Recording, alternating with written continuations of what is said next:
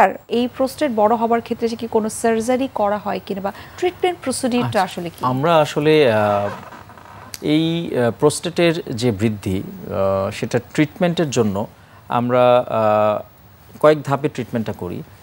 প্রাথমিকভাবে আমরা হচ্ছে যে ওয়াচফুল ওয়েটিং বলি, যে আমরা এটাকে ফলো আপ করি, যে কিছু অ্যাডভাইস দেই, যে অ্যাডভাইসগুলো মেনে চললে পরে অনেক সময় তার ইমপ্রুভমেন্ট হয়। যেমন দেখা যায় কিছু কিছু পেশেন্টের ক্ষেত্রে যে তাদের হচ্ছে রাতে উঠে প্রস্রাব করতে হচ্ছে, সে সমস্ত ক্ষেত্রে আমরা বলি যে রাত 9টার মধ্যে আপনি খাওয়া দাওয়া কমপ্লিট করে ফেলবেন এবং অতিরিক্ত পানি পান করবেন না।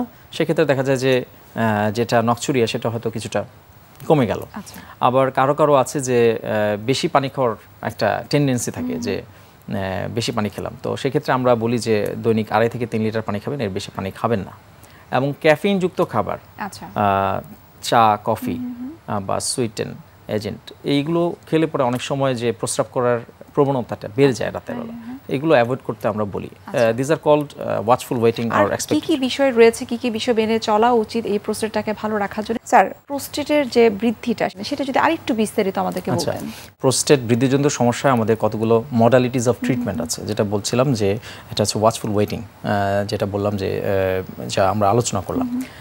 সেকেন্ডলি হচ্ছে যে আমরা কোন পেশেন্টগুলোকে আসলে আমরা কনজারভেটিভ ট্রিটমেন্ট দেবো, সার্জারি করব না। ইন্টারন্যাশনাল প্রোস্টেটিক সিমটম স্কোর নামে আমাদের একটা সিমটম স্কোর আছে, ইন্টারন্যাশনালি ফলো করা হয়। এখানে 7টা সিমটম থাকে এবং 6টা সেগমেন্ট থাকে, যেখানে 0 to 5 ক্যাটাগরিতে ভাগ করা হয়। এবং স্কোরটা অ্যাকচুয়ালি 0 to 35 এরকম রেঞ্জে থাকে। তো আমরা মাইল্ড সিমটম বলি যদি 0 থেকে 7 থাকে, 8 to 19 থাকলে আমরা মডারেট সিমটম বলি, 20 to 35 হলে আমরা সিভিয়ার সিমটম বলি। তো কিছু কিছু পেশেন্টের ক্ষেত্রে যদি মাইল্ড সিমটম নিয়ে প্রেজেন্ট করে এবং দেখা যায় যে পেশেন্টের আর্লি স্টেজে তার এই বৃদ্ধিজনিত উপসর্গগুলো ধরা পড়েছে, সেক্ষেত্রে আমরা কিছু মেডিকেল ট্রিটমেন্টের কথা বলি। তো এর মধ্যে জনপ্রিয় ট্রিটমেন্টটা হচ্ছে যে আলফা ব্লকার, ট্যামসুলোসিন বলা হয়।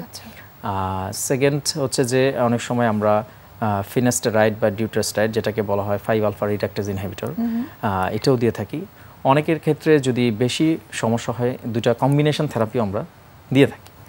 তো যদি মেডিকেল ট্রিটমেন্ট দেখা যায় যে আমরা অনেক দিন ফলো আপ করলাম, মেডিকেল ট্রিটমেন্টে ইমপ্রুভমেন্ট হচ্ছে না বা আমরা যেটা এক্সপেক্ট করছি সে পরিমাণ রেসপন্স পাচ্ছি না, তাহলে সেক্ষেত্রে আমরা থার্ড স্টেজ, দ্যাট ইজ আমরা কাদের ক্ষেত্রে অপারেশন করব সেই প্রশ্নটা চলে আসে।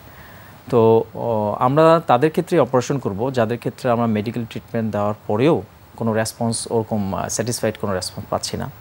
2 নম্বর হচ্ছে যাদের ক্ষেত্রে দেখা যাচ্ছে যে প্রোস্টেটের বৃদ্ধিজনিত কারণে অন্যান্য সমস্যাগুলো ধরা পড়েছে। দেখা গেল যে কিছু কিছু পেশেন্টের ক্ষেত্রে প্রোস্টেট বৃদ্ধির কারণে হঠাৎ করে দেখা গেল একদিন সকালবেলা হঠাৎ করে দেখা গেল প্রস্রাবই করতে পারছে না, ক্যাথেটার পুড়িয়ে দিতে হচ্ছে। পরবর্তীতে তাদের অ্যান্টিবায়োটিক 1 সপ্তাহ বা 2 সপ্তাহ দেওয়ার পরে আবার ক্যাথেটার খুলে যখন আবার প্রস্রাব করতে বলা হচ্ছে, সে করতে পারছে না, যেটাকে আমরা রিফ্র্যাক্টরি রিটেনশন বলি। হ্যাঁ, রিফ্র্যাক্টরি রিপিটেডলি হচ্ছে।